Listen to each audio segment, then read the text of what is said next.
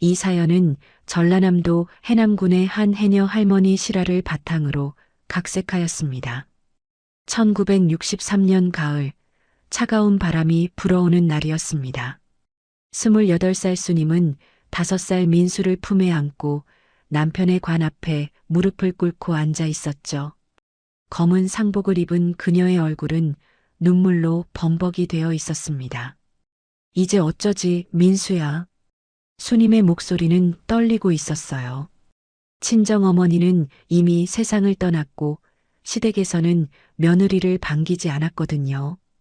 그를 잊지 못하는 수님을 시댁 식구들은 처음부터 못마땅하게 여겼습니다. 수님아, 너는 이제 어떻게 살 거냐? 시아버지의 목소리에는 걱정보다는 부담스러움이 묻어 있었어요. 아버님, 제가 민수 잘 키워보겠습니다. 글도 모르는 년이 애를 어떻게 키우노? 차라리 민수는 우리가 키우고 너는 딴 데로 시집 가거라. 수님의 가슴이 철렁 내려앉았습니다. 민수 없이는 살 수 없었거든요. 남편과의 유일한 혈육인 아들만이 그녀가 이 세상에 붙잡을 수 있는 전부였어요. 아니에요. 저는 민수 없이는 못 살겠습니다. 제발 아들만은. 그럼 너 혼자 키워봐라. 우리는 모른다. 시댁 식구들은 그렇게 말하고는 등을 돌렸습니다. 친정도 시댁도 모두 외면하는 상황에서 수님은 아들과 단둘이 남겨졌어요. 장례를 치르고 난 후 며칠 동안 수님은 무엇을 해야 할지 몰라 멍하니 있었습니다. 남편이 남겨준 돈은 장례비로 모두 나가버렸고 집도 전세였기 때문에 곧 나가야 했죠. 엄마, 배고파? 민수의 작은 목소리에 수님의 마음이 아팠어요. 냉장고에는 먹을 것이 거의 없었거든요. 잠깐만, 민수야. 엄마가 뭔가 해줄게. 수님은 집에 있던 쌀 조금으로 죽을 끓여 아들에게 먹였습니다. 민수가 배를 채우는 모습을 보며 수님은 다짐했어요. 내가 죽어도 너는 사람 만들어줄 거야. 반드시. 그날 밤 수님은 민수를 재우고 홀로 앉아 생각했습니다. 그를 모르는 자신이 할 수 있는 일이 무엇이 있을까요? 공장에도 가봤지만 글을 못 읽는다는 이유로 거절당했고 식당 일도 마찬가지였어요. 그때 수님의 머릿속에 고향 해남의 바다가 떠올랐습니다. 어릴 적 할머니를 따라 바다에 나가 조개를 캤던 기억이 났거든요. 그래, 바다로 가자. 수님은 마음을 정했어요. 서울에서는 글 못 읽는 자신이 할 일이 없지만 바다에서라면 다를 거라고 생각했거든요. 며칠 후 수님은 민수를 데리고 기차를 탔습니다. 목적지는 전라남도 해남군 송지면 땅끝 마을이었어요. 기차표를 사면서도 글을 몰라 여러 번 물어봐야 했고 사람들의 시선이 따가웠지만 참았습니다. 엄마, 우리 어디 가는 거야? 바다 가는 거야. 엄마가 바다에서 일하면서 민수 키울 거야. 바다에서 무슨 일을 해? 물속에 들어가서 미역이랑 전복 따는 거야. 해녀라고 하지. 민수는 잘 이해하지 못했지만 고개를 끄덕였어요. 해남에 도착한 수님은 땅끝 마을 해안가로 향했습니다. 마침 해녀들이 물질을 마치고 올라오고 있었어요. 할머니, 죄송합니다. 수님은 해녀들 중 가장 나이가 많아 보이는 분에게 다가가 무릎을 꿇었습니다. 뭔 일이고? 저 좀 해녀로 받아주이소. 애 아버지가 죽어쓴 게 먹고 살 길이 없어서 그럽니다. 수님의 목소리는 울음으로 떨리고 있었어요. 해녀 할머니는 수님을 위아래로 훑어보며 말했습니다. 네가 물질할 줄 알기나 하노? 아니에요. 하지만 배우겠습니다. 제발. 수님은 민수를 앞에 세우며 간절히 부탁했어요. 아이를 본 해녀 할머니의 표정이 조금 누그러졌습니다. 참나, 이 추운데 애를 데리고. 일단 우리 집에 들어와. 얘기를 들어보자. 그렇게 수님과 민수의 새로운 삶이 시작되었습니다. 해녀 할머니는 박정자라는 분이었는데 평생 바다와 함께 살아온 분이었어요. 해녀 일이 간단한 게 아니야. 물속에서 숨 참고 들어가야 하는데 잘못하면 죽을 수도 있어. 상관없습니다. 저는 민수만 잘 키우면 돼요. 정자 할머니는 수님의 간절한 눈빛을 보고 마음을 정했습니다. 그럼 내일부터 따라와 봐. 하지만 힘들어도 포기하지 마라. 그날 밤 수님은 민수를 재우고 바다를 바라봤어요. 파도 소리가 무섭기도 했지만 이 바다가 자신들의 새로운 희망이 될 거라고 믿었습니다. 다음 날 새벽 5시 정자 할머니가 수님을 깨웠습니다. 일어나라. 해녀는 새벽부터 시작이야. 수님은 부스스 일어나 민수를 확인했어요. 다행히 아이는 깊이 잠들어 있었습니다. 민수는 어떻게 해요? 우리 막내딸이 돌봐줄 거야. 걱정 마라. 정자 할머니의 막내딸 영순이가 16살이었는데 학교 가기 전까지 민수를 봐주기로 했어요. 바닷가에 나가니 벌써 다른 해녀들이 모여 있었습니다. 수님을 보는 시선들이 곱지 않았어요. 정자 언니, 저 사람이 새로 온다는 사람이가? 그래. 남편 죽어서 애 키우려고 온다네. 물질도 못하면서 무슨. 해녀들의 수군거림에 수님의 얼굴이 빨갛게 달아올랐지만 꼭 참았습니다. 수님아, 일단 무릎부터 입어봐라. 정자 할머니가 건네준 잠수복은 낡고 해져 있었어요. 수님에게는 그마저도 감사했습니다. 물에 들어가기 전에 호흡법부터 배워야 해. 숨 깊이 들이마시고. 정자 할머니의 설명을 들으며 수님은 열심히 따라했어요. 하지만 물에 들어가자마자 문제가 생겼습니다. 으악! 차가운 바닷물에 몸이 얼어붙는 것 같았어요. 게다가 파도에 휩쓸려 균형을 잡기 어려웠습니다. 진정해. 바다를 무서워하면 안 돼. 정자 할머니가 소리쳤지만 수님은 이미 공포에 휩싸여 있었어요. 물 위에서 허우적거리며 간신히 해안으로 돌아왔습니다. 이 정도로는 안 돼. 물을 친구로 만들어야 해. 다른 해녀들은 고개를 저었어요. 역시 아무나 하는 일이 아니야. 저런 걸로 어떻게 물질을 해. 하지만 수님은 포기할 수 없었습니다. 민수를 생각하면 견딜 수 있었거든요. 일주일 동안 수님은 매일 바다에 나갔어요. 처음에는 물에 적응하는 것도 힘들었지만 조금씩 나아지기 시작했습니다. 수님아, 오늘은 잠수 연습을 해보자. 네, 할머니. 수님은 숨을 깊이 들이마시고 물속으로 들어갔어요. 하지만 30초도 채 못 견디고 올라왔습니다. 안 돼. 더 깊이 들어가야 전복이 있어. 다시 도전했지만 결과는 마찬가지였어요. 수님의 눈에서 눈물이 흘렀습니다. 할머니, 저는 정말 안 될까요? 포기하면 안 돼. 네 아들 생각해봐. 그날 저녁 수님은 민수와 함께 저녁을 먹으며 말했어요.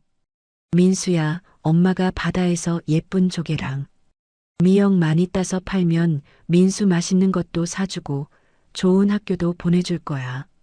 진짜요, 엄마? 그럼. 민수는 공부만 열심히 하면 돼. 민수가 환하게 웃는 모습을 보며 수님은 다시 힘을 얻었어요. 한 달이 지나자 수님도 조금씩 물질에 익숙해졌습니다. 처음에는 얕은 곳에서 미역만 땄지만 이제는 조금 더 깊은 곳까지 들어갈 수 있게 됐어요. 수님이 저것 봐라. 제법 늘었네. 그래도 아직 멀었어. 전복 따려면 더 깊이 들어가야 하는데.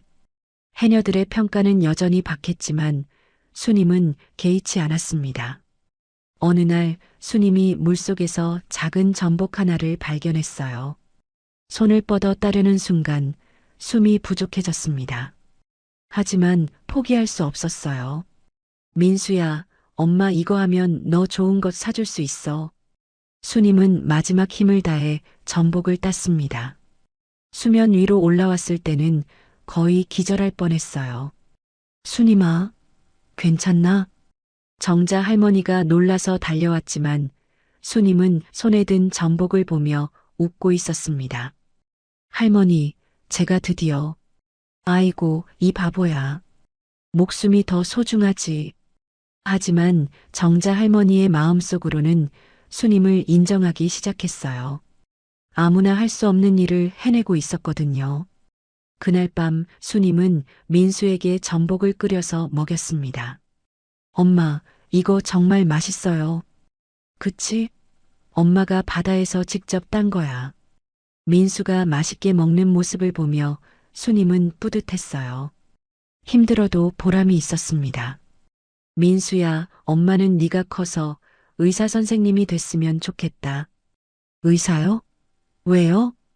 의사 선생님은 아픈 사람들 낫게 해주는 훌륭한 사람이거든. 니도 그런 사람이 되면 좋겠어.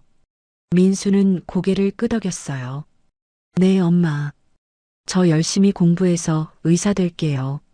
수님은 아들을 꼭 안아주었습니다. 이 아이를 위해서라면 무엇이든 할 수 있을 것 같았어요. 계절이 바뀌고 1년이 지났습니다. 수님은 이제 제법 물질을 잘하는 해녀가 되어 있었어요. 다른 해녀들도 수님을 인정하기 시작했습니다. 수님이 진짜 끈기 있네. 처음엔 안 될 줄 알았는데 아들 하나 키우려는 마음이 저렇게 사람을 변화시키는구나.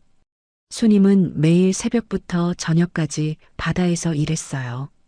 손가락은 갈라지고 허리는 아팠지만 민수가 학교에서 상을 받아올 때마다 모든 고생이 잊혀졌습니다.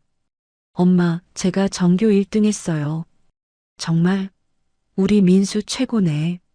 수님은 아들을 하늘로 번쩍 들어올리며 웃었어요. 이런 순간들이 있어서 힘들어도 견딜 수 있었습니다. 10년이 흘렀습니다.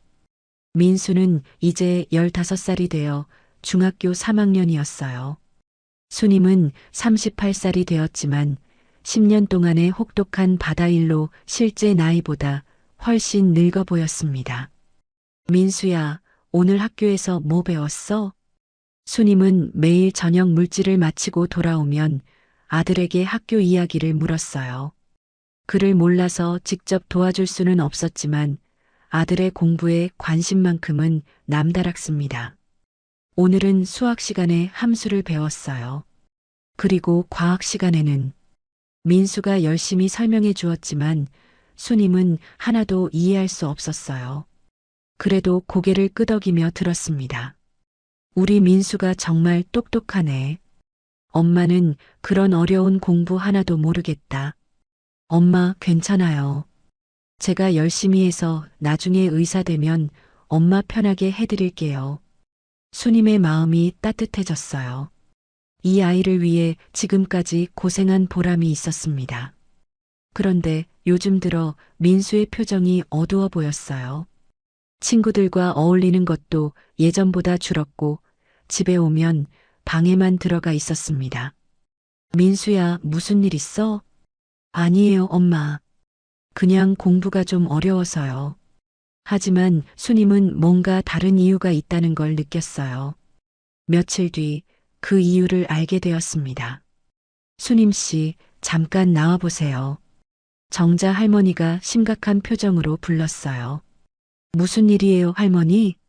민수 일로 학교에서 연락이 왔어요. 수님의 가슴이 철렁 내려앉았습니다. 무슨 일인데요? 아이들이 민수를 놀린대요. 엄마가 해녀라고. 수님의 얼굴이 하얗게 변했어요. 민수를 놀려요?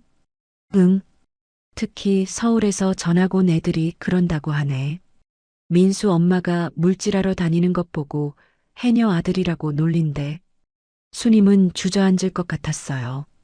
자신 때문에 아들이 상처받고 있다는 사실이 견딜 수 없었습니다. 선생님이 그러는데 민수가 요즘 학교에서 말도 별로 안 하고 혼자 있는 시간이 많다네요. 그날 저녁 수님은 민수에게 조심스럽게 물어봤어요. 민수야, 학교에서 친구들이 너한테 뭐라고 하니? 민수는 잠시 망설이다가 고개를 숙였습니다. 엄마, 응, 말해봐. 친구들이. 엄마가 해녀라고 놀려요. 특히 서울에서 온 애들이 해녀 아들은 냄새 난다고. 수님의 가슴이 찢어지는 것 같았어요. 민수야, 미안하다. 엄마 때문에. 아니에요. 엄마는 잘못 없어요. 민수가 갑자기 소리쳤습니다. 엄마가 저를 위해서 얼마나 고생하시는데. 친구들이 뭘 안다고. 아이의 눈에서 눈물이 흘렀어요. 수님도 같이 울었습니다. 민수야, 엄마가 부끄럽지? 아니에요. 절대 아니에요. 엄마는 세상에서 가장 훌륭한 분이에요. 하지만 수님은 알았어요. 아무리 아들이 부정해도 자신 때문에 아이가 상처받고 있다는 것을. 그날 밤 수님은 잠들지 못하고 바다를 바라봤습니다. 10년 동안 자신을 먹여 살려준 바다였지만 이 바다 때문에 아들이 상처받고 있다고 생각하니 원망스럽기도 했어요. 내가 그리라도 알았다면 다른 일을 할 수 있었을 텐데. 하지만 후회해도 소용없었습니다. 이제 중요한 건 민수의 미래였어요. 며칠 뒤 수님은 중요한 결정을 내렸습니다. 민수야, 엄마가 말이야. 네, 엄마. 너 고등학교는 서울로 보내줄게. 민수가 깜짝 놀랐어요. 서울요? 그럼 엄마는요? 엄마는 여기서 계속 일할 거야. 너 학비 벌어야지. 싫어요. 엄마 혼자 두고 못 가요. 민수야, 여기 있으면 계속 놀림당할 거야. 서울에 가서 공부 열심히 해서 의대 가야지. 수님은 이미 마음을 정했어요. 아들의 미래를 위해서라면 헤어져서 사는 것쯤은 감수할 수 있었습니다. 엄마는 어떻게 혼자 사세요? 괜찮아. 정자 할머니도 있고 동네 분들도 잘해주시고 너만 걱정 없이 공부하면 돼. 민수는 울며 엄마를 안았어요. 엄마, 정말 죄송해요. 제가 약해서. 무슨 소리야. 우리 민수 하나도 약하지 않어. 오히려 너무 착해서 그런 거지. 수님은 아들의 머리를 쓰다듬었습니다. 이 아이만큼은 반드시 성공시켜야겠다고 다짐했어요.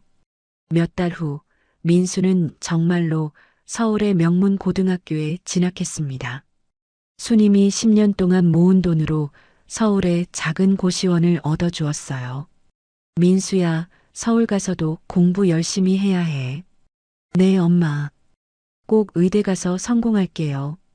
기차역에서 헤어지는 순간 수님은 울음을 참느라 애썼어요. 아들도 계속 뒤돌아보며 손을 흔들었습니다. 기차가 떠나고 나서 수님은 혼자 바닷가에 나가 앉았습니다. 이제 진짜 혼자구나. 하지만 후회하지 않았어요. 민수가 서울에서 성공하기만 한다면 자신의 모든 고생이 헛되지 않을 거라고 믿었거든요. 그날부터 수님은 더욱 열심히 일했습니다. 민수에게 용돈도 보내주고 학비도 대주어야 했으니까요. 하루에 2번씩 물질을 하고 저녁에는 미역 말리는 일까지 했어요. 수님아, 너 너무 무리하는 것 아니야? 정자 할머니가 걱정했지만 수님은 괜찮다고 했습니다. 민수만 잘 되면 저는 상관없어요. 그렇게 또 3년이 흘렀습니다. 민수는 고등학교를 최우등으로 졸업하고 드디어 서울대학교 의과대학에 합격했어요. 엄마, 됐어요. 서울대 의대 붙었어요. 전화기 너머로 들려오는 아들의 목소리에 수님은 그 자리에서 주저앉아 울었습니다. 정말이지? 네, 엄마 덕분이에요. 정말 감사해요. 수님은 13년 동안의 모든 고생이 한순간에 날아가는 것 같았어요. 드디어 아들이 꿈을 이룬 거였습니다. 2002년 봄 민수가 서울대학교 의과대학에 입학하던 날이었습니다. 수님은 생전 처음으로 서울에 올라갔어요. 기차에서 내려 지하철을 타고 학교까지 가는 길 모든 것이 신기하고 어지러웠습니다. 엄마, 여기가 제가 다닐 학교예요. 서울대학교 정문 앞에 선 수님은 감격에 겨워 눈물을 흘렸어요. 쉬난 살이 된 수님의 얼굴은 바다바람에 그을리고 주름이 깊게 패여 있었지만 그날만큼은 세상에서 가장 자랑스러운 표정을 하고 있었습니다. 민수야, 엄마가 꿈에도 생각 못했던 일이 일어났네. 엄마, 모두 엄마 덕분이에요. 엄마가 아니었다면 저는 여기 올 수 없었을 거예요. 그날 저녁 민수는 처음으로 엄마를 서울의 괜찮은 식당에 데려갔어요. 수님은 메뉴판을 보며 당황했습니다. 여전히 글을 읽을 수 없었거든요. 민수야, 엄마는 뭘 시켜야 할지 모르겠다.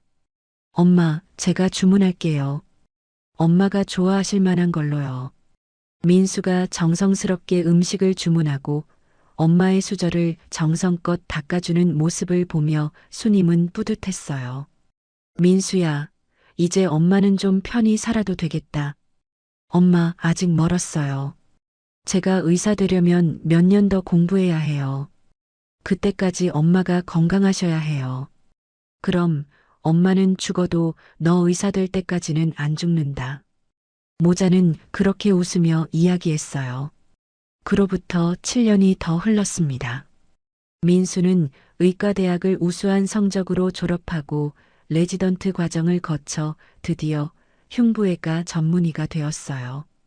이제 31살이 된 민수는 서울의 유명한 대학병원에서 일하고 있었습니다. 수님은 58살이 되어 예전만큼 물질을 할 수는 없었지만 여전히 바다에서 일하고 있었어요. 이제는 젊은 해녀들을 가르치는 일도 하고 있었습니다. 수님이 엄니, 아들 의사 됐다면서? 정말 대단하네. 허허, 고생한 보람이 있지. 마을 사람들은 수님을 존경했어요. 혼자서 아들을 의사로 키워낸 것이 쉬운 일이 아니었거든요. 그러던 어느 날 민수에게서 전화가 왔습니다. 엄마, 저 결혼하려고 해요. 수님은 깜짝 놀랐어요. 그동안 공부하느라 연애할 생각도 없었던 아들이 갑자기 결혼한다고 하니까요. 정말? 어떤 사람이야? 의사예요. 성형외과에서 일하고 있고 정말 좋은 사람이에요. 그래, 언제 만나볼 수 있겠니? 곧 엄마께 인사드리러 갈게요. 일주일 후 민수는 정말로 여자친구를 데리고 해남에 내려왔어요. 지연이라는 이름의 그 여자는 35살로 아주 예쁘고 세련된 모습이었습니다. 어머니, 안녕하세요. 저는 김지연이에요. 지연은 정중하게 인사했지만 수님을 바라보는 눈빛 어딘가에는 미묘한 감정이 숨어 있었어요. 어서 와라. 멀리서 고생했지.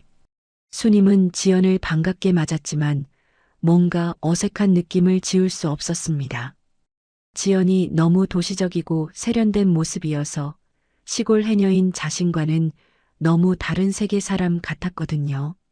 어머니는 정말 해녀 일을 하세요? 지연이 호기심 어린 목소리로 물었어요. 응, 그래. 오래 했지. 신기해요. 저는 바다 구경도 별로 안 해봤거든요. 그래. 그럼 내일 바다 구경 시켜줄게. 하지만 지연은 별로 내키지 않는다는 표정을 지었어요. 아, 저는 바다가 좀 비린내가 나서 잘 못 가요. 수님은 상처받았지만 내색하지 않았습니다. 아들이 좋아하는 사람이니까 이해해 주려고 했어요. 그날 저녁 수님은 정성껏 음식을 차려주었습니다. 직접 딴 전복과 미역으로 만든 요리였어요. 지연아, 이거 엄마가 직접 딴 전복이야. 맛있게 먹어. 민수가 자랑스럽게 말했지만 지연은 젓가락질을 주춤했습니다. 아, 저는 해산물을 잘 못 먹어서. 그래, 그럼 다른 거 차려줄게. 수님은 당황했지만 다른 음식을 준비했어요. 하지만 지연은 그것도 제대로 먹지 않았습니다. 이틀 동안 머물면서 지연은 수님에게 정중했지만 거리감을 두는 것 같았어요. 바다 구경도 하지 않았고 수님이 하는 이야기에도 별로 관심을 보이지 않았습니다. 민수야, 지연이가 나를 좀 어려워하는 것 같은데. 아니에요, 엄마. 지연이가 좀 내성적인 편이에요. 시간이 지나면 나아질 거예요. 민수는 그렇게 말했지만 수님은 뭔가 석연치 않은 기분을 지울 수 없었어요. 서울로 돌아간 후 지연은 민수에게 말했습니다. 민수야, 어머니가 정말 해녀세요? 응, 왜? 그냥 좀 신기해서. 그리고 바다 냄새가 좀. 민수의 표정이 굳어졌어요. 지연아, 우리 엄마는 나를 위해서 평생 고생하신 분이야. 알아요. 그런데 결혼하면 어쩌죠? 시어머니가 해녀시면 좀. 뭐가 문제야? 내 엄마가 어떤 일을 하든 상관없잖아. 그게 아니라 제 친구들이나 동료들한테 어떻게 소개해야 할지. 민수는 지연의 속마음을 알 것 같았지만 사랑하는 사람이니까 이해해 주려고 했어요. 지연아, 우리 엄마는 정말 훌륭한 분이야. 시간이 지나면 너도 알게 될 거야. 네, 그렇겠죠. 지연은 겉으로는 그렇게 대답했지만 속으로는 다른 생각을 하고 있었어요. 몇 달 후 민수와 지연은 결혼했습니다. 결혼식은 서울의 호텔에서 열렸는데 수님은 하얀 한복을 입고 참석했어요. 하지만 신부 측 하객들 사이에서는 작은 수군거림이 있었습니다. 저분이 신랑 어머니시래요. 해녀라고 하던데 정말 특이하네요. 수님은 그런 시선들을 느꼈지만 참았어요. 아들의 행복한 날을 망치고 싶지 않았거든요. 결혼식이 끝나고 수님은 민수에게 말했습니다. 민수야, 지연이하고 행복하게 살아라. 네, 엄마. 걱정하지 마세요. 그리고 엄마는 해남에서 계속 살 거야. 너희들 신혼생활 방해하고 싶지 않으니까. 엄마, 그런 말씀하지 마세요. 나중에 서울로 모셔올게요. 하지만 수님은 이미 눈치채고 있었어요. 지연이 자신을 별로 반기지 않는다는 것을. 결혼한 지 1년이 지난 어느 날 민수가 갑자기 해남에 내려왔습니다. 혼자였어요. 민수야, 지연이는?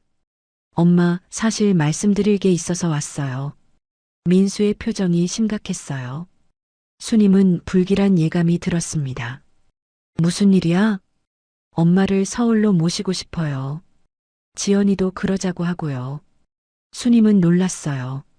지연이가 자신을 서울로 모시자고 했다는 것이 믿어지지 않았거든요. 정말?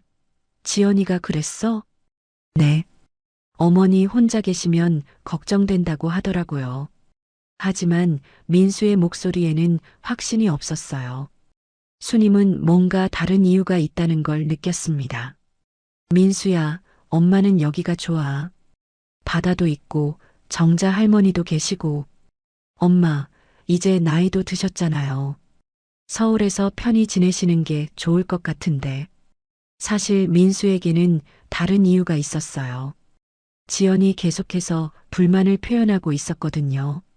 민수야, 시어머니가 혼자 계시면 나중에 무슨 일 생기면 어떡해? 그리고 주변 사람들이 우리가 시어머니를 방치한다고 생각할 수도 있어. 지연은 겉으로는 효도를 핑계로 댔지만 진짜 이유는 달랐어요. 친구들에게 시어머니가 해녀라는 것이 알려지는 것이 부담스러웠고 차라리 서울로 데려와서 조용히 지내게 하고 싶었던 거였습니다. 결국 수님은 아들의 간청을 이기지 못하고 서울로 올라가기로 했어요. 정자 할머니, 저 서울 간다고 해요. 그래, 아들이 효자네. 부럽다. 할머니도 건강하세요. 제가 가끔 내려올게요. 26년 동안 살았던 해남을 떠나는 것은 쉽지 않았어요. 바다와 작별하는 순간 수님의 눈에서 눈물이 흘렀습니다. 바다야, 그동안 고마웠어. 덕분에 민수 키울 수 있었다. 서울에 올라온 수님은 민수와 지연이 사는 강남의 고급 아파트에서 살게 되었어요. 30평대의 깔끔한 아파트였지만 수님에게는 모든 게 낯설었습니다. 어머니, 여기가 어머니 방이에요. 지연이 보여준 방은 작지만 깨끗했어요. 하지만 창문이 없어서 바다를 그리워하던 수님에게는 답답했습니다. 지연아, 고생 많겠다. 엄마 같은 늙은이 모시고. 아니에요, 어머니. 당연한 일이에요.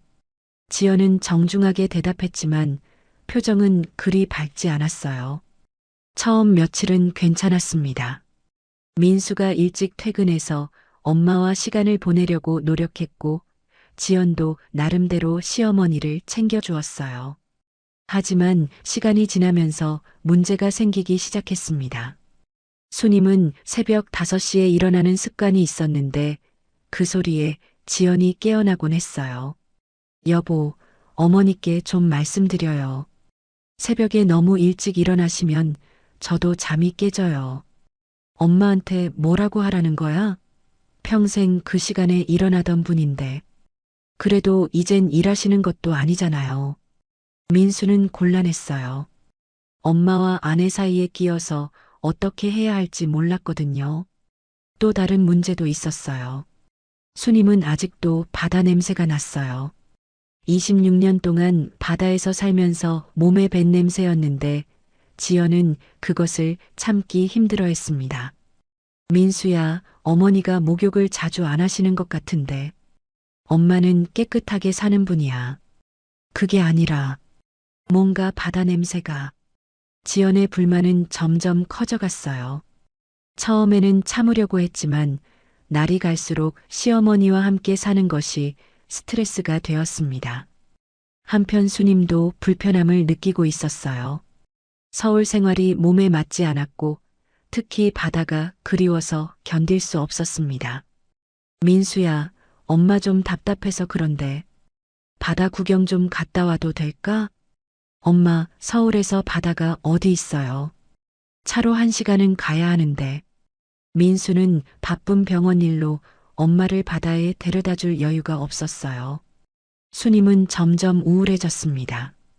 할 일도 없고 친구도 없고 그리운 바다도 볼 수 없었어요. 어느 날 수님이 화장실을 가려고 복도를 지나가다가 민수와 지연의 방에서 나오는 대화를 들었습니다. 여보, 정말 힘들어요. 뭐가? 어머니 모시는 거요. 냄새도 나고 새벽에 일찍 일어나시고 그리고 제 친구들도 좀 이상하게 봐요. 왜? 시어머니가 해녀였다고 하니까 다들 신기하다면서 좀 부담스러워요. 수님의 가슴이 뛰기 시작했어요. 지연아, 그래도 우리 엄마인데. 알아요. 하지만 좀 힘들어요. 차라리 요양원 같은 데 모시면 어떨까요? 요양원? 엄마가 아픈 것도 아닌데? 그냥 어머니도 또래분들과 지내시는 게 좋을 것 같은데요. 수님은 충격을 받았어요. 요양원에 보내려고 한다는 것이었습니다. 그리고 여보, 지연이 다시 말을 이었어요. 어머니 재산 정리는 언제 할 거예요? 해남에 땅도 있고 아파트도 있다고 했잖아요. 그건 왜? 나중에 복잡해질 수 있잖아요. 미리미리 정리해두는 게 좋을 것 같은데. 민수가 잠시 망설이다가 대답했어요. 그것도 그렇네. 엄마한테 한번 말씀드려볼까? 수님은 더 이상 듣고 있을 수 없어서 조용히 자기 방으로 돌아갔어요. 가슴이 찢어지는 것 같았습니다. 내가 이 아이를 위해서 평생을 바쳤는데 이제 짐이 되었구나. 그날 밤 수님은 잠들 수 없었어요. 지연의 말들이 계속 머릿속을 맴돌았습니다. 요양원, 재산 정리. 수님은 이제 자신이 이 집에서 환영받지 못한다는 걸 확실히 알았어요. 며칠이 더 지났습니다. 수님은 민수와 지연의 눈치를 보며 조심스럽게 지냈지만 분위기는 점점 더 어색해졌어요. 어느 저녁 민수가 일찍 집에 와서 수님에게 말을 꺼냈습니다. 엄마 앉으세요. 말씀드릴 게 있어요. 수님의 가슴이 두근거렸어요. 무슨 말을 할지 대충 짐작이 갔거든요. 엄마, 지연이랑 이야기해 봤는데요. 지연도 옆에 앉았어요. 표정이 굳어 있었습니다. 혹시 어머니께서 좀 더 편하게 지내실 방법이 없을까 해서요. 무슨 뜻이야? 은빛마을 노인복지관이라고 아주 좋은 데가 있어요. 거기서 또래분들과 함께 지내시면. 수님은 예상했던 말이었지만 실제로 들으니까 충격이었어요. 요양원 말이니? 요양원이 아니라 복지관이에요. 어머니 건강도 체크해주고 친구들도 사귈 수 있고 엄마가 아픈 것도 아닌데 왜 그런 데를 가야 해? 민수가 당황했어요. 엄마가 화를 낼 줄 몰랐거든요. 엄마, 그게 아니라 여기 있으면 엄마도 심심하실 것 같고 심심하면 해남에 가면 되지. 그것도 그런데 너무 자주 오가시면 힘드실 것 같아서요. 수님은 아들의 진심을 알고 있었어요. 아들이 정말로 자신을 걱정해서 하는 말이 아니라는 것을. 민수야, 엄마가 여기 있는 게 불편하니?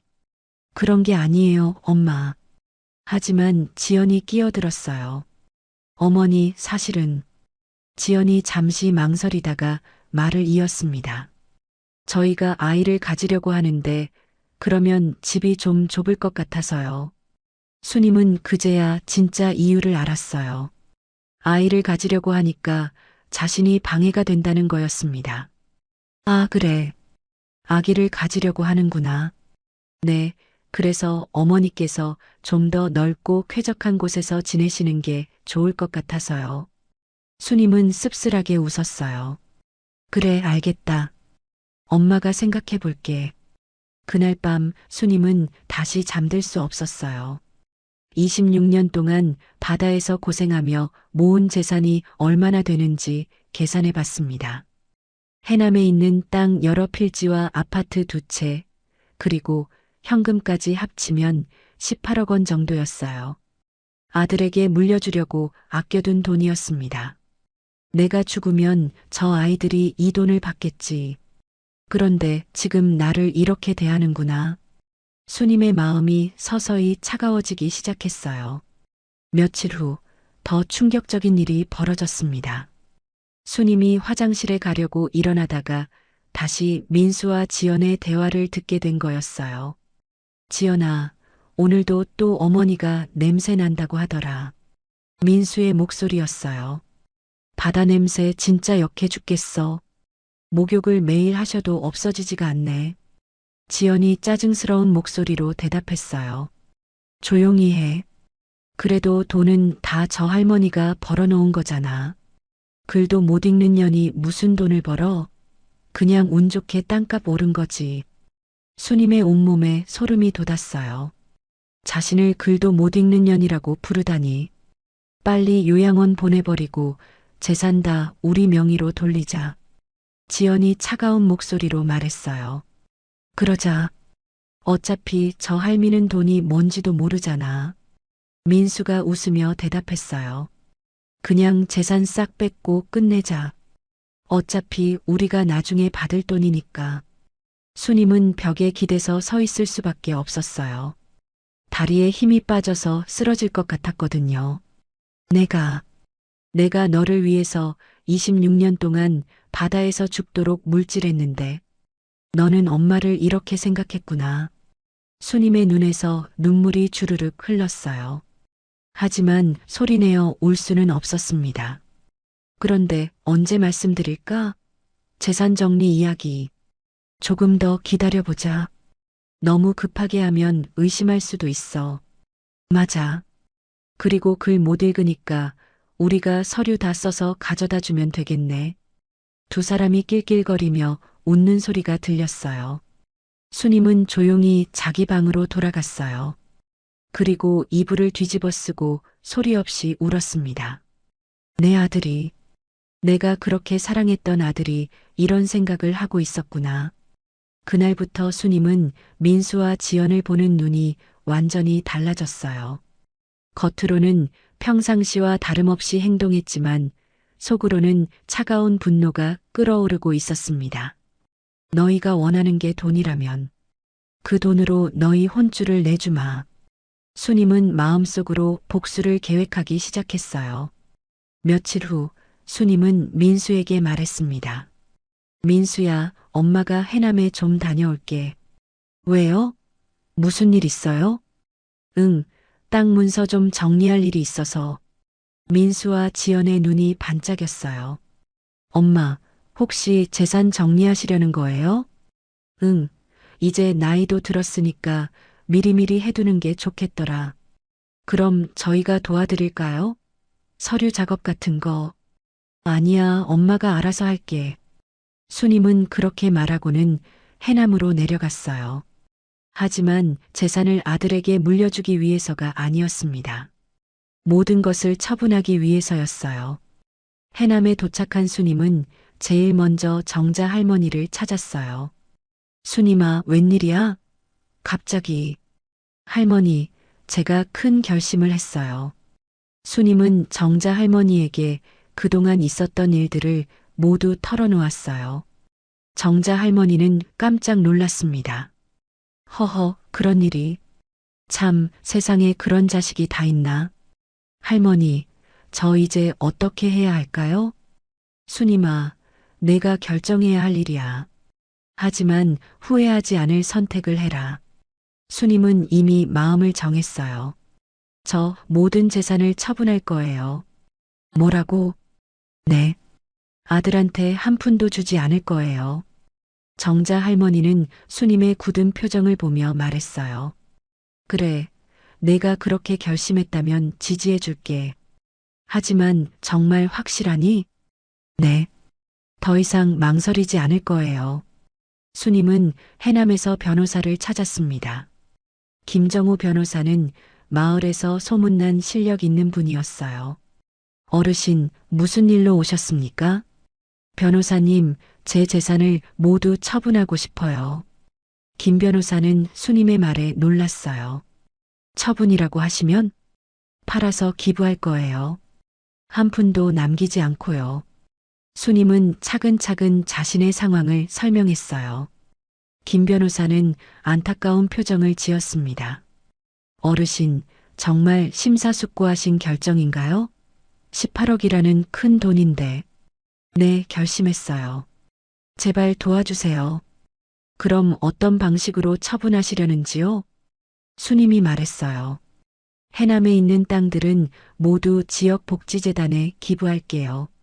서울에 있는 아파트 2채는 경매에 내놓고 현금으로 바꿔주세요. 현금은 어떻게 하실 건가요? 홀몸 어르신들과 한부모 가정을 위한 장학재단을 만들어서 모든 돈을 기부할 거예요.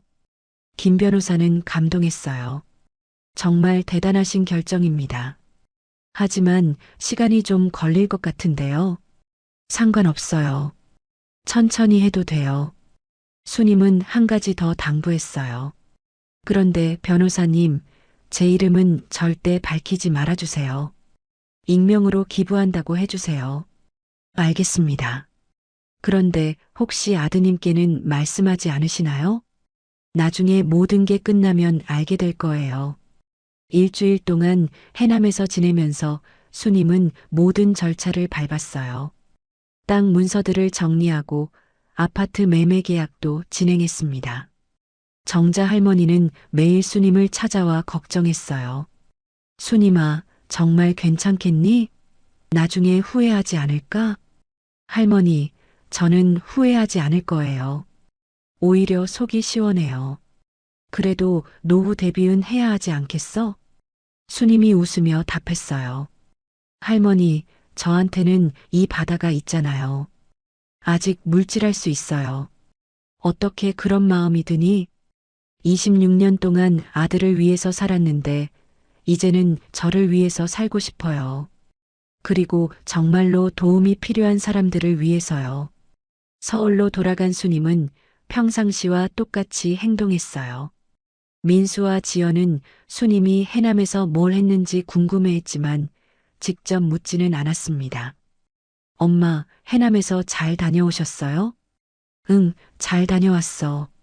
땅 문서 정리는 잘 되었나요? 민수가 슬쩍 물어봤어요. 응, 다 정리했어. 그럼 이제 우리한테 명예 이전 같은 거. 그건 나중에 이야기하자. 아직 복잡한 게 많아서. 수님은 그렇게 둘러댔어요. 민수와 지연은 조금 답답했지만 더 재촉하지는 않았습니다. 한 달이 지났을 때 김 변호사에게서 연락이 왔어요. 어르신, 모든 절차가 완료되었습니다. 아파트 두 채가 모두 팔렸고 총 18억 원이 현금으로 준비되었어요. 그럼 이제 기부할 수 있나요? 네, 언제든지 가능합니다. 수님은 다시 해남으로 내려갔어요. 이번에는 정말로 마지막 작업을 위해서였습니다. 해남군청에서 열린 기부 행사는 조용했어요. 수님의 요청에 따라 언론에 알리지도 않았고 최소한의 사람들만 참석했습니다. 익명의 기부자께서 해남군 복지재단과 전국장학재단에 18억 원을 기부해 주셨습니다. 군청 직원이 발표했지만 수님의 이름은 언급되지 않았어요. 기부 증서를 받은 수님은 마음이 홀가분했어요. 이제 민수와 지연에게 물려줄 재산은 한 푼도 없었습니다. 할머니, 이제 정말 끝났어요. 수님아, 정말 잘했다. 내가 평생 고생해서 모은 돈이 좋은 곳에 쓰이겠구나. 네. 저보다 더 어려운 사람들이 도움받을 수 있으면 좋겠어요. 그날 저녁 수님은 바닷가에 나가 앉았어요. 파도 소리를 들으며 지난 일들을 되돌아봤습니다. 민수야, 너는 엄마가 글도 못 읽는 년이라고 했지만 엄마는 사람 마음 읽는 건 배웠다. 너희 마음속에는 엄마라는 글자가 한 글자도 없더구나. 수님은 서울로 돌아가지 않기로 결심했어요. 정자 할머니네 빈방을 얻어서 다시 해녀로 살기로 한 거였습니다. 할머니, 제가 다시 여기서 살아도 될까요? 그럼 언제든지 환영이야. 바다도 너를 기다리고 있었을 거야. 수님은 다시 물질복을 입었어요. 58살의 몸이지만 여전히 바닷속으로 들어갈 수 있었습니다. 물속에서 미역을 따며 수님은 평화로웠어요. 돈도 없고 아들도 없지만 이상하게 마음은 가볍했습니다. 일주일 후 민수에게서 전화가 왔어요. 엄마, 어디 계세요? 갑자기 집에 안 들어오시면. 민수야, 엄마 해남에 있어. 왜 갑자기? 언제 올라오실 거예요? 안 올라간다. 네. 무슨 말씀이세요? 엄마는 여기서 살 거야. 서울은 엄마한테 안 맞아. 민수가 당황했어요. 엄마, 농담하시는 거죠? 어떻게 혼자서? 혼자 아니야. 할머니들도 계시고, 바다도 있고. 엄마, 정말 이해할 수 없어요. 서울에서 편하게 지내시면 되는데. 수님이 차가운 목소리로 대답했어요. 민수야, 엄마는 편하게 사는 것보다 자유롭게 사는 게 더 좋아. 엄마. 그리고 민수야, 엄마한테 바라는 것 있으면 이제 그만 바라라. 엄마도 이제 내 인생을 살 거야. 민수는 뭔가 이상하다는 걸 느꼈어요. 평소 엄마와는 다른 말투였거든요. 엄마, 혹시 무슨 일 있었어요? 없어. 그냥 엄마가 여기가 좋아서 그래. 하지만 민수는 뭔가 심상치 않다는 걸 알았어요. 특히 재산 이야기를 하지 않는 것이 이상했습니다. 엄마, 그럼 땅 문서나 그런 것들은? 수님이 잠시 침묵했다가 말했어요. 그런 건 신경 쓰지 마라. 엄마가 알아서 할게. 하지만, 민수야, 엄마는 이제 피곤해. 전화 끊을게. 수님은 그렇게 전화를 끊었어요. 민수는 핸드폰을 들고 멍하니 서 있었습니다. 지연이 다가와서 물었어요. 여보, 어머니가 뭐래요? 해남에서 계속 살겠다고 해. 정말요? 그럼 우리한테는 좋은 일 아니에요? 그런데 재산 얘기는 안 하시네. 민수와 지연은 불안해지기 시작했어요. 뭔가 계획과 다르게 돌아가고 있다는 느낌이 들었거든요. 한 달이 더 지났습니다. 민수와 지연은 수님에게 여러 번 전화를 했지만 수님은 계속 해남에서 살겠다고 고집했어요. 엄마, 정말 이해가 안 가요. 서울에서 편하게 지내시면 되는데. 민수야, 엄마는 여기가 좋다니까. 그만 전화해라. 수님의 목소리는 점점 차가워졌어요. 민수는 뭔가 잘못되었다는 걸 확신하기 시작했습니다. 어느 날 지연이 민수에게 말했어요. 여보, 어머니 재산 확인 좀 해봐야겠어요. 뭔가 이상해요. 어떻게? 부동산 등기소에 가서 확인해보면 알 수 있잖아요.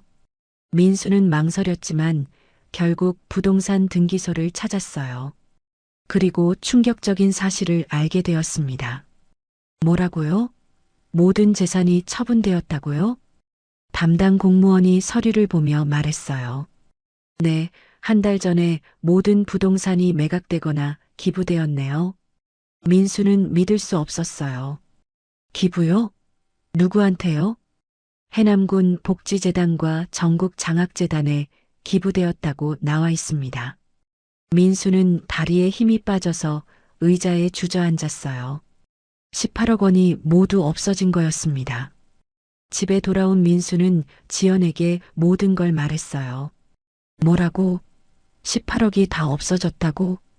지연이 소리를 질렀어요. 어떻게 이런 일이? 우리한테 말도 없이? 지금 당장 해남으로 가야겠어. 민수와 지연은 그날 바로 해남으로 향했어요. 차 안에서 두 사람은 말이 없었습니다. 분노와 당황스러움이 뒤섞여 있었거든요. 여보, 이거 큰일 났어요. 우리 집 대출금은 어떻게 갚아요? 지연이 울먹이며 말했어요. 실제로 민수와 지연은 어머니 재산을 담보로 큰 대출을 받아놓은 상태였거든요. 일단 엄마를 만나서 이야기해 봐야겠어. 해남에 도착한 두 사람은 정자 할머니 집으로 갔어요. 수님은 바다에서 물질을 하고 막 돌아온 참이었습니다. 엄마, 민수가 소리쳤어요. 수님은 놀라지도 않고 차분하게 돌아봤습니다. 왔구나. 엄마, 이게 무슨 일이에요? 재산을 다 어디 보냈어요? 민수의 목소리는 분노로 떨리고 있었어요. 재산? 그게 왜? 수님이 태연하게 물었어요. 왜요? 우리한테 말도 없이 18억을 다 기부해버렸다면서요. 지연이 끼어들었어요. 어머니, 이건 너무하시는 거 아니에요? 수님은 두 사람을 차분히 바라봤어요. 너무하는 게 뭐가 너무해? 그 돈은 우리가 받을 돈이었잖아요. 지연이 소리쳤어요. 수님이 차가운 미소를 지었어요. 너희가 받을 돈? 누가 그렇게 정했어? 엄마가 돌아가시면 당연히 저희가 상속받는 거잖아요. 민수가 말했어요. 수님의 눈빛이 차가워졌어요. 민수야, 엄마 죽기를 기다렸구나? 그게 아니라. 아니야, 맞아. 너희는 엄마가 언제 죽을지만 기다리고 있었지. 수님이 일어서서 말했어요. 엄마, 무슨 소리예요? 민수야, 엄마가 귀머거리인 줄 알았니? 수님의 목소리가 높아졌어요. 너희가 뭐라고 했는지 다 들었다. 글도 못 읽는 년, 바다 냄새 역하다. 재산 싹 뺐자. 다 들었어. 민수와 지연의 얼굴이 하얗게 변했어요. 엄마, 그게. 변명하지 마라. 너희 본심을 다 알았으니까. 수님이 차갑게 말했어요. 그래, 너희 말이 맞아. 엄마는 글도 못 읽는 년이야. 하지만 사람 마음 읽는 건 배웠다. 수님은 계속했어요. 너희 마음속에는 엄마라는 글자가 한 글자도 없더구나. 민수가 무릎을 꿇었어요. 엄마, 제발. 잘못했어요. 다시는 그런 말 안 할게요. 너무 늦었어. 수님이 단호하게 말했어요. 지연이도 무릎을 꿇으며 울었어요. 어머니, 정말 죄송해요. 제가 잘못했어요. 돈 다시 돌려주세요. 하지만 수님은 돌아서며 말했어요. 돈? 이미 다 어려운 사람들한테 갔어. 한 푼도 남은 게 없다. 엄마, 우리 집이 망해요. 대출금도 못 갚고. 민수가 절규했지만 수님은 멈추지 않았어요. 너희가 망하든 말든 엄마는 상관없어. 너희가 엄마를 버렸듯이 이제 엄마도 너희를 버린다. 수님은 바다로 향했어요. 민수와 지연이 따라왔지만 수님은 뒤돌아보지도 않았습니다. 엄마, 정말 이러실 거예요? 민수가 마지막으로 소리쳤어요. 수님은 바다 앞에서 멈춰서서 돌아봤어요. 민수야, 마지막으로 말해준다. 수님의 목소리는 차갑지만 슬펐어요. 엄마는 30년 동안 이 바다에서 너를 위해 죽으림을 다했다. 너를 사람 만들기 위해서였어. 민수와 지연이 조용히 들었어요. 그런데 너희는 그 엄마를 개 취급했지. 글도 못 읽는 년 냄새 나는 할머니. 수님의 눈에서 눈물이 흘렀어요. 이제 엄마는 다시 바다로 돌아간다. 너희는 엄마보다 더 차가운 세상에서 살아가거라. 수님은 잠수복을 입고 바다로 들어갔어요. 민수와 지연은 해변에서 그 모습을 바라볼 수밖에 없었습니다. 바닷속에서 수님은 자유로웠어요. 이 바다가 자신의 진짜 집이라는 걸 다시 한번 느꼈거든요. 수면 위로 올라온 수님은 해변의 민수와 지연을 보며 마지막 말을 던졌어요.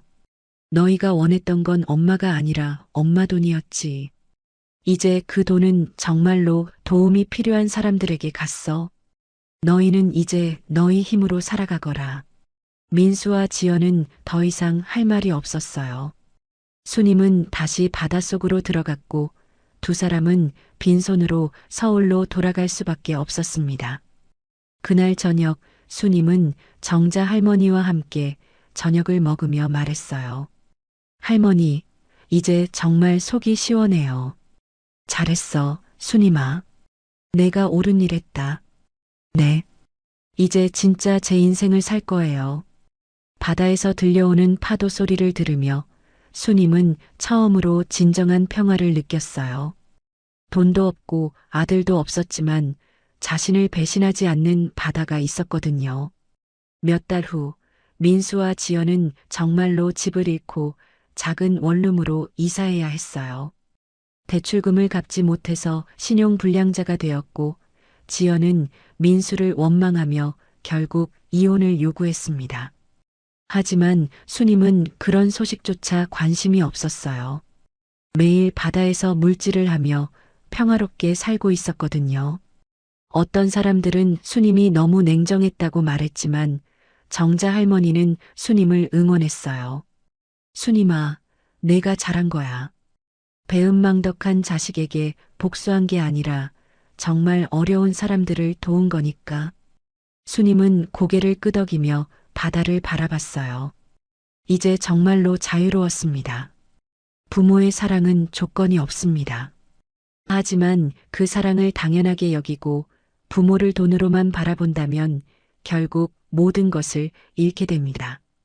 글을 몰라도 사람의 마음은 읽을 수 있고 나이가 들어도 자신의 존엄을 지킬 수 있습니다.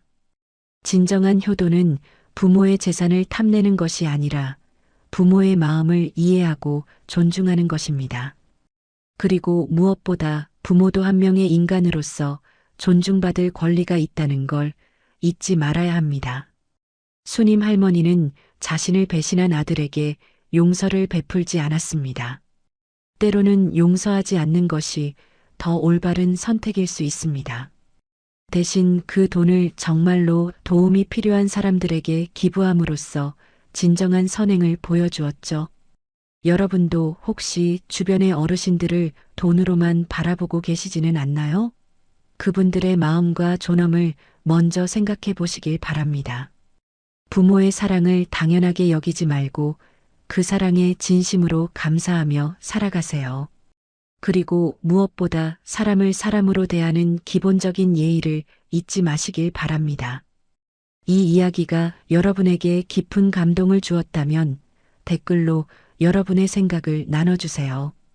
그리고 주변에 이런 이야기가 필요한 분들이 계시다면 공유도 부탁드립니다. 끝까지 들어주셔서 감사합니다.